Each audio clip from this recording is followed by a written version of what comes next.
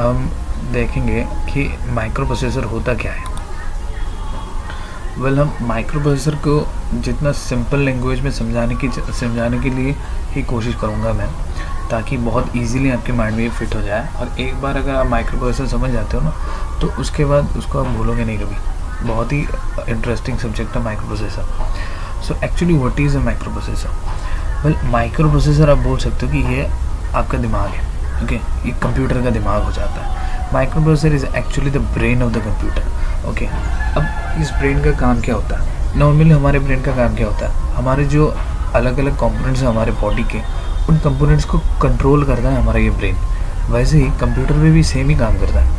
Micro processor होता है वो ब्रेन जो एक्चुअली उसके साथ जो कनेक्टेड डिवाइसेस है उनको काम करवाता है। अब सोचो कि वो डिवाइसेस क्या हो सकते हैं? Devices like input devices, output devices. आप डिस्प्ले देख लो, आउटपुट डिवाइस, या फिर कीबोर्ड देख लो, एक इनपुट डिवाइस। जो इनपुट माइक्रो मतलब कंप्यूटर पे हम देते हैं, वो माइक्रो प्रोसेसर के थ्रू ही एक आउटपुट निकल के आता है। मतलब उस इनपुट का क्या आउटपुट निकलेगा, या फिर उस आउटपुट कौन कौन जगह पे स्टोर होगा, या फिर किस किस जगह से आउटपुट मतलब इनपुट देने के बाद किस किस जगह के साथ रिलेट होगा, और उसके साथ कॉम्बिनेशन बनने के बाद फिर आउटपुट आएगा। ये सब कुछ डिपेंड करता है माइक्रो प्रोसेसर पे। माइक्रो प्रोसेसर ही ये सारे काम करता है, और करने के बाद एक आउटपुट दे देता है। अब एक सिंपल सा ब्लॉक डायग्राम से मैं आपको समझाता हूँ कि एक्चुअली में काम कैसे होता है। हम यहाँ पे देख सकते हैं सेंटर पे माइक्रो प्रोसेसर है, और यहाँ पे ये इनपुट, और ये आउटपुट, और यहाँ पे मेमोरी। और ये जो इनपुट, आउटपुट और मेमोरी है, ये आउटसाइड डिवाइसेस है। ये माइक्रो प्रोसेसर्स के पार्ट्स नहीं है, पर माइक्रो प्रोसेसर के साथ कनेक्टेड है। ठीक है, मतलब हम इनपुट देते हैं तो वो माइक्रो प्रोसेसर में आता है। तो माइक्रो प्रोसेसर में इंटरनली कुछ काम होता है, हम वही इंटरनल क्या काम होता है वो हम सीखेंगे पूरे प्रोसेस में। ठीक है, अब इनपुट में जो आता है वो माइक्रो प्रोसेसर में कुछ काम होता है। अब हम अगर कुछ इनपुट देते हैं तो उसको कहीं पे स्टोर करना भी पड़ता है। ठीक है, अभी हम किसी मेमोरी पे स्टोर करना चाहते हैं तो माइक्रो प्रोसेसर उसको स्टोर करता है। अब हम इनपुट में ऐसा कुछ दिया कि माइक्रो प्रोसेसर को बोला कि मेमोरी से कुछ लेके आओ, तो माइक्रो प्रोसेसर वो मेमोरी से लेके जाता है और उसको प्रोसेस करने के बाद कुछ आउटपुट देता है हमको। वैसे माइक्रो प्रोसेसर के साथ और एक वर्ड रिलेट हो जाता है जो है माइक्रो कंट्रोलर। ठीक है, बहुत लोग माइक्रो प्रोसेसर और माइक्रो कंट्रोलर में प्रॉब्लम क्रिएट कर देते हैं, मतलब कन्फ्यूजन हो जाता है उन लोगों का। मैं कन्फ्यूजन सिंपली दूर कर देता हूँ कि एक्चुअली माइक्रो प्रोसेसर में जो ये जो मेमोरी वाला पार्ट है और मेमोरी वाला पार्ट है, ये एक्सटर्नल होता है। ठीक है, ये माइक्रो प्रोसेसर का पार्ट नहीं होता, ये अलग सा होता है। But in case of A micro controller, ये सारे डिवाइसेस उस डिवाइस के उस चिप के अंदर होता है। ठीक है, मतलब micro processor, input, output, memory, ये सारे मिलके जो क्रिएट होगा ना, वो हो जाएगा माइक्रो कंट्रोलर। और ये जो सिंगल चिप यहाँ पे दिख रहे हो ना, वो है माइक्रो प्रोसेसर, मतलब सेंटर वाला है माइक्रो प्रोसेसर। और अगर होल अगर आप ले लोगे तो उसको हो जाएगा माइक्रो कंट्रोलर। तो अब हम देखते हैं कि माइक्रो प्रोसेसर के अंदर क्या होता है। ठीक है, ये रहा हमारा माइक्रो प्रोसेसर, और ये वही इनपुट और आउटपुट डिवाइसेस को एक ब्लॉक पे दिखाया गया है यहाँ पे, और ये है मेमोरी। ओके, ना एक माइक्रो प्रोसेसर के अंदर क्या होता है? उसके अंदर होता है अरिथमेटिक एंड लॉजिक यूनिट, एक रजिस्टर एरे होता है, और एक कंट्रोल सिग्नल जनरेट करने वाला कंट्रोल यूनिट होता है। So basically arithmetic logic unit क्या होता है?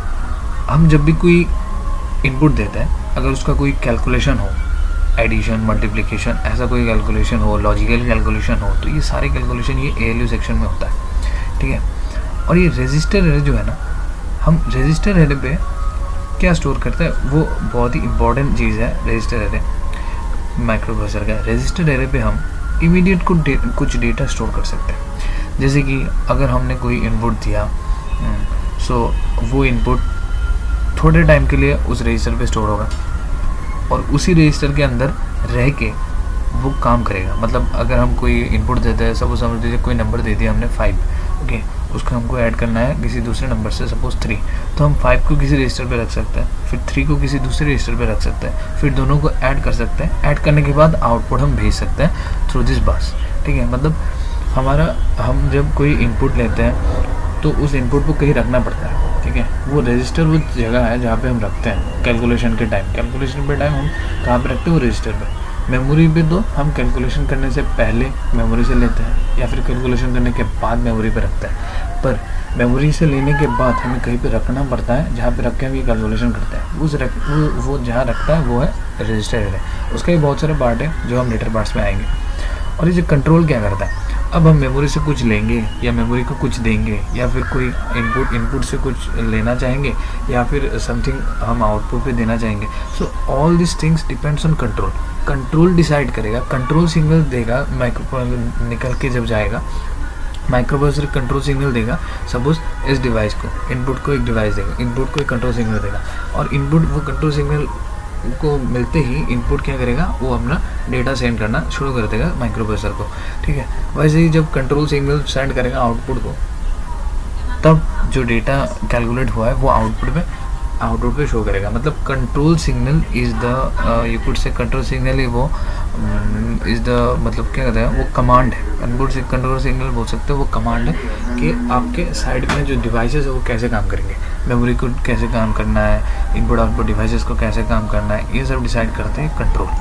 अब यहाँ पे हम देख सकते हैं सिस्टम बस मतलब आप बोल सकते हो बस यहाँ पे एक्चुअली वायर्स, एक्चुअली वायर तो नहीं होते हैं, मतलब यह होता है जो कनेक्शन लाइंस होते हैं, जो माइक्रो प्रोसेसर के साथ इनपुट आउटपुट डिवाइसेस के जो कनेक्शन लाइन होते हैं, मेमोरी के कनेक्शन लाइन होता है, इनको बोल सकते हैं हम माइक्रो प्रोसेसर में, इनको बोलते हैं हम बस। ठीक है, ओके। सो बहुत टाइम पे आप लोगों को ये कन्फ्यूजन क्रिएट हो सकता है कि ऐसे सुना जाता है कि micro processor 8085 is a 8 bit micro processor, 8 bit micro processor. ये बहुत सारा क्वेश्चन भी आता है कि 8085 क्यों 8 बिट माइक्रो प्रोसेसर बोला जाता है, रीज़न क्या है। तो बहुत लोगों को ये कन्फ्यूजन भी होता है, पर मैं ये सिंपल कन्फ्यूजन सिंपली दूर कर देता हूँ कि देखिए 8 बिट माइक्रो प्रोसेसर का मतलब होता है कि आप एक टाइम पे कितने बिट्स को एक साथ प्रोसेस कर सकते हो। ठीक है, अगर मैं 8 बिट को एक साथ प्रोसेस कर सकता हूँ तो होगा 8 bit micro processor.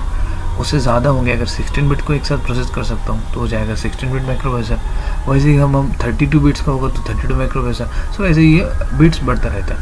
So actually 8085 को क्यों 8 बिट माइक्रो प्रोसेसर बोला जाता है, क्योंकि 8085 में ये 8085 में जब मैंने पहले बोला था कि रजिस्टर पे हम पहले डेटा को रखते हैं, उसके बाद उस डेटा को कोई कैलकुलेशन करता है, या करना हो या ना हो वो चेक करता है, करने के बाद उसको हम आउटपुट पे देते हैं। अब इन 8085 पे हम सिर्फ 8 बिट डेटा ही ले सकते हैं, हम 32 बिट डेटा नहीं ला सकते। अगर 32 बिट कोई डेटा होगा मतलब उसका भी पहला फर्स्ट 8 बिट आएगा पहले, ओके, वो कंप्यूट होने के बाद नेक्स्ट 8 बिट आएगा। तो that means the micro processor 8085 is 8 bit microprocessor because it can only process 8 bit data, okay, at a time. So अब हम देखते हैं उसका रजिस्टर पर्पस देखने के बाद आपको समझ में आ जाएगा कि ये 8 बिट माइक्रोप्रोसेसर एक्चुअली क्यों बोला जाता है। अब देखिए रजिस्टर्स में क्या होता है, ये रजिस्टर जो सेक्शन बोला था उस रजिस्टर सेक्शन के डिफरेंट पार्ट्स हैं, जिसमें ये सारे एक एक रजिस्टर है। ये एक्यूमुलेटर एक रजिस्टर है, फ्लैग रजिस्टर BCDEHL सब इंडिविजुअल एक एक रजिस्टर है, फिर ये प्रोग्राम काउंटर एक रजिस्टर है और एक स्टैक पॉइंटर रजिस्टर है। एक्चुअल में क्या होता है, माइक्रो प्रोसेसर पे जो मेन डेटा होता है जिसको हम काम करवाना है उसको हम एक्यूमुलेटर में रखते हैं। ठीक है, मतलब एक्यूमुलेटर होता है, मतलब बोल सकते हो कि accumulator is the main thing of a micro processor. जितने भी काम करवाएंगे ना वो होता है उसका राइट हैंड, एक्यूमुलेटर होता है उसका राइट हैंड कि हाँ यही काम करेगा, एक्यूमुलेटर ही काम करेगा, वो होता है उसका राइट हैंड। तो एक्चुअली क्या होता है, इसमें जनरल पर्पस रजिस्टर्स होते हैं 8, इनको जनरल पर्पस रजिस्टर बोला जाता है कि BCDEHL। ठीक है, इनको 8 बिट रजिस्टर बोला जाता है। ये 6 जनरल पर्पस रजिस्टर है। इसके अलावा एक एक्यूमुलेटर होगा, फ्लैग होगा, प्रोग्राम काउंटर, स्टैक पॉइंटर होगा, और इनमें से ये BCDEHL ये सारे 8 बिट है, एक्यूमुलेटर भी 8 बिट है, फ्लैग भी 8 बिट है, पर प्रोग्राम काउंटर 16 बिट रजिस्टर है और स्टैक पॉइंटर 16 बिट रजिस्टर है। अब आप लोग सोच रहे होंगे कि ये क्या बोल रहा है कि 8 bit register 16 bit register, what is this. That means कि अब सोच लीजिए कि अब बी रजिस्टर में आप सिर्फ 8 बिट रख सकते हो, मतलब उसके अंदर 8 बिट का ही स्लॉट है। अगर कोई डाटा आप वहाँ पे स्टोर करना चाहते हो तो वो डेटा 8 बिट का ही हो सकता है, 32 बिट्स का डेटा बी पे नहीं स्टोर कर सकते हम। ठीक है, सेम ये सारे 8 बिट्स पे सेम लागू होता है। पर प्रोग्राम काउंटर, स्टैक पॉइंटर क्या होता है, ये होता है कि 16 बिट रजिस्टर। मैं प्रोग्राम काउंटर, स्टैक पॉइंटर के बारे में बाद में बताता हूँ, इससे पहले मैं एक्यूमुलेटर, फ्लैग और बाकी सारे रजिस्टर के बारे में बताता हूँ।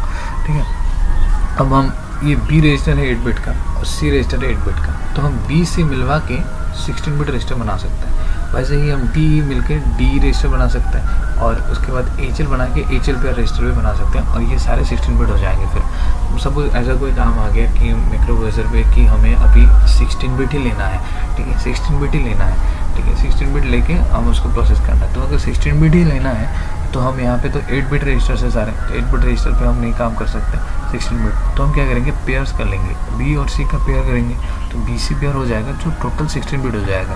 बी का होगा 8 बिट, सी का होगा 8 bit, total B C is 16 bit register. Then D H L सारे 16 बिट मतलब रजिस्टर पेयर्स क्रिएट हो जाएंगे, ठीक है, ओके। और ये जो एक्यूमुलेटर और फ्लैग वाला पार्ट है बहुत इंपॉर्टेंट है समझने के लिए। एक्यूमुलेटर 8 बिट रजिस्टर है। एक्यूमुलेटर पे जो डेटा कंप्यूट होता है, कंप्यूट होने के बाद जो रिजल्ट आता है फर्स्ट एक्यूमुलेटर में होता है। मतलब अगर आप समझ लो कि 2 नंबर को ऐड करेंगे, ठीक है, तो 2 नंबर के ऐड करने के बाद जो रिजल्ट क्रिएट होगा ना वो एक्यूमुलेटर पे रह जाएगा, ठीक है। फिर आप उसको जहाँ ले जाना चाहते हो वो कमांड दे के आप वही ले जा सकते हो, मतलब इंस्ट्रक्शन जो देना चाहते हो दे के चेंज कर सकते हो जगह, पर पहले कंप्यूट होने के बाद वो एक्यूमुलेटर पे रहेगा बस।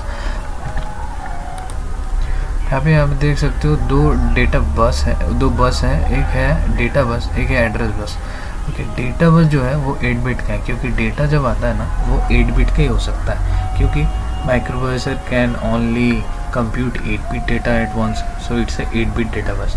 बट ये जो एड्रेस बस है ये 16 बिट का है। एक्चुअली क्या होता है, जो मेमोरी हम यूज़ करते हैं ना माइक्रो प्रोसेसर में, उस मेमोरी का जो एड्रेस होता है, ठीक है, मेमोरी पे तो एड्रेस होता है, उस एड्रेस स्लॉट के अंदर होता है डेटा।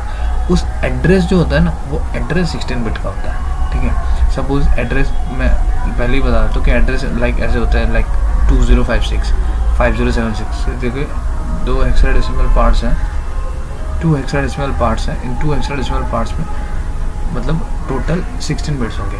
सो इन 16 बिट्स को अगर हम पुट करेंगे तो डेटा तो एड्रेस डेटा मतलब 8 बिट डेटा बस में पुट नहीं कर सकते, तो उसके लिए हमें 16 बिट बस चाहिए होंगे, 16 बिट लाइन चाहिए होंगे ताकि 16 बिट एड्रेस हम सेंड कर सकें, ठीक है। सो ये इसलिए ये 16 बिट है। अब आते हैं हम फ्लैग रजिस्टर पे। अब देखिए फ्लैग इज़ बहुत ही इम्पॉर्टेंट रजिस्टर है माइक्रो प्रोसेसर का। जब हम कोई कैलकुलेशन करते हैं उसका रिजल्ट एक्यूमुलेटर पे स्टोर हो सकता है, मतलब एक्यूमुलेटर पे आ जाता है। अब हम उस रिजल्ट को चेक करके उसके ऊपर कुछ कमेंट्स कर सकते हैं और उसके ऊपर कोई दूसरा काम भी कर सकते हैं। उसके लिए फ्लैग रजिस्टर एक्चुअली चाहिए होता है। ये हम जब मैं फ्लैग रजिस्टर डिस्क्राइब कर रहा हूँ उसके बाद आप लोगों को ऐसे ही समझ में आ जाएगा। पहली बात तो ये है कि फ्लैग रजिस्टर एक 8 बिट रजिस्टर है, मैंने पहले ही बोला था। तो इसके जो 8 बिट्स हैं D7 to D0, इसके डिफरेंट स्लॉट्स जो होते हैं ना वो डिफरेंट स्लॉट डिफरेंट चीज़ों के लिए चेक किया जाता है। मतलब एक्चुअली फ्लैग रजिस्टर क्यों यूज़ किया जाता है, फ्लैग रजिस्टर पे जो डेटा क्रिएट होगा ना उस डेटा को हम चेक करके एक्यूमुलेटर के रिजल्ट के ऊपर कमेंट कर सकते हैं। देखिए अगर D7 बिट का होता है sign flag, okay. Sign flag का मतलब होता है हमें जो एक्यूमुलेटर में रिजल्ट आया है वो रिजल्ट पॉजिटिव है या नेगेटिव है वो हम चेक कर सकते हैं ये D7 बिट चेक करके, फ्लैग का D7 बिट चेक करके, ठीक है। अगर फ्लैग रजिस्टर चेक करके हमने देखा कि पहला bit sign flag is 1 then it is negative, पहला बिट 1 होता है तो वो नेगेटिव मतलब एक्यूमुलेटर में जो रिजल्ट आया है वो नेगेटिव है। अगर साइन फ्लैग 0 होता है इसका मतलब एक्यूमुलेटर में जो रिजल्ट आया है वो पॉजिटिव, ठीक है। अब जाते हैं ये Z मतलब होता है ज़ीरो फ्लैग का मतलब होता है अब एक्यूमुलेटर में जो रिजल्ट आया है क्या वो 0 है या फिर कोई नॉन ज़ीरो वैल्यू है। अगर नॉन ज़ीरो वैल्यू या फिर कोई नॉन ज़ीरो वैल्यू है तो ये 0 फ्लैग जो हो जाता है जब रिज़ल्ट 0 हो जाता है ना तब ये सेट हो जाता है। मतलब अगर एक्यूमुलेटर का रिज़ल्ट हो जाए 0 तो Z हो जाएगा 1। अगर एक्यूमुलेटर का 0 वैल्यू हो जाता है कोई नॉन ज़ीरो वैल्यू आता है लाइक 0 1 0 8 समथिंग कुछ भी आ जाता है तो ये Z का वैल्यू हो जाएगा 0। ये D5 बिट का यूज़ नहीं होता इसलिए इसको क्रॉस दे रखा है। D3 बिट भी यूज़ नहीं होता, D1 बिट भी यूज़ नहीं होता, ठीक है। अब यहाँ पे आता है D4 बिट पे। D4 बिट पे होता है ऑक्सिलरी कैरी। अब ऑक्सिलरी कैरी क्या होता है एक्चुअली जब हम BCD एडिशन करते हैं तब एक्चुअली क्या होता है D3 बिट से एक कैरी अगर कोई कैरी जनरेट होके D4 बिट पे आता है तब ये ऑक्सिलरी कैरी सेट हो जाता है। कभी भी हम BCD ऑपरेशन करें तो आप देखेंगे कि जब 8 बिट का एडिशन होता है तो D3 बिट D3 बिट जो होते हैं ना दोनों ऑपरेंड्स के, तो दोनों के जब एडिंग करने के बाद D3 बिट्स का कोई अगर कैरी क्रिएट होता है तो वो आता है D4 पे, ठीक है। तो अगर ऐसा कोई कैरी क्रिएट होता है तो ये ऑक्सिलरी कैरी सेट हो जाता है। अगर कोई कैरी जनरेट नहीं होता है D3 बिट से D4 तक, तो ये ऑक्सिलरी कैरी जो होता है वो रीसेट ही रहता है। अब यहाँ पे रह गया D2, यहाँ पे होता है पेरिटी। पेरिटी बहुत सिंपल है, एक्यूमुलेटर का जो रिजल्ट आता है उस रिजल्ट में अगर इवन नंबर ऑफ 1 हुआ तो पेरिटी हो जाएगा सेट, और अगर ऑड नंबर ऑफ 1 हुआ तो पेरिटी हो जाएगा 0। और D0 है अगर रिजल्ट आने के बाद, एक्यूमुलेटर पे रिजल्ट आने के बाद अगर कोई कैरी जनरेट होता है, सपोज दो नंबर का ऐड किया हमने, ओके, ऐड करने के बाद after adding, okay, there is only 8 bit slot there, okay, but अगर 8 बिट होने के बाद भी अगर कोई कैरी जनरेट हो जाता है, लास्ट बिट के एडिशन के बाद अगर कोई कैरी जनरेट हो जाता है तो D0 बिट जो होता है ना वो सेट हो जाता है। नॉर्मली एक्यूमुलेटर में वो कैरी हट जाता है, कैरी के बिना ही वो स्टोर होता है एक्यूमुलेटर पे, पर जब कैरी जनरेट होता है तो ये D0 बिट जो होता है वो 1 हो जाता है, मतलब ये कैरी फ्लैग 1 हो जाता है। अगर कोई कैरी जनरेट नहीं हुआ तो कैरी फ्लैग क्या होता है, 0 ही रहता है।